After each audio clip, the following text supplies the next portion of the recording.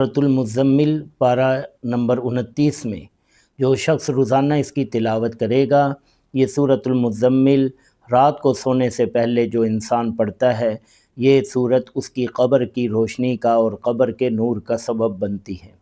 حضرت شیخ مفتی محمد زرولی خان صاحب رحمہم اللہ، انہوں نے اپنی وفات سے ایک ہفتہ قبل اپنا ایک خواب بیان فرمایا کہ خواب میں نے اپنی موت دیکھی، اور پھر ایسا ہوا کہ میں قبر میں پہنچ گیا تو وہاں فرشتے آئے سوال کرنے کے لیے۔ اتنے میں ایک شخص قبر کے اندر خوبصورت نوجوان ظاہر ہوا، اور وہ کہنے لگا کہ تم کیوں اس سے سوال کرتے ہو، تم یہاں سے چلے جاؤ۔ اب ان کی بحث ہونے لگی۔ فرشتوں نے کہا کہ ہم مامور من اللہ ہیں، اللہ کا حکم پورا کرنا ہے۔ تو اس نے کہا کہ چلو میں اللہ سے پوچھ لیتا ہوں۔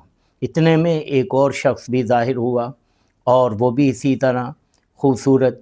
اب فرشتے جب چلے گئے تو میں نے ان سے پوچھا کہ بھائی تم کون ہو؟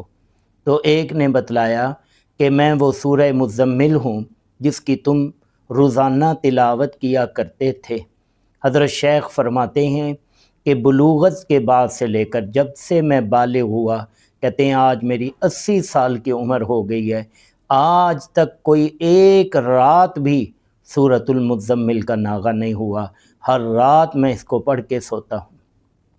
اسی طرح دوسرے نے بتایا کہ بھائی میں تیری فجر کی نماز ہوں۔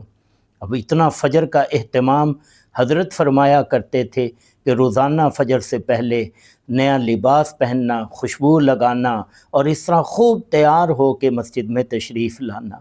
تو بھائی یہ اعمال کی برکت ہوتی ہے، جو انسان اعمال کی پابندی کرتا ہے، بشرطے کہ پابندی کی جائے۔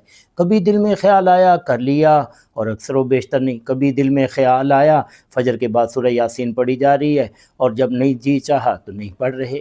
تو اعمال کے اندر باقاعدگی ہو، ہمیشگی ہو، روزانہ کا معمول ہو، ناغہ نہ ہو۔ ناغے کی نحوست ہوتی ہے، روزانہ کی بنیاد پر اعمال کیے جائیں، اس کی برکات ہوتی ہے۔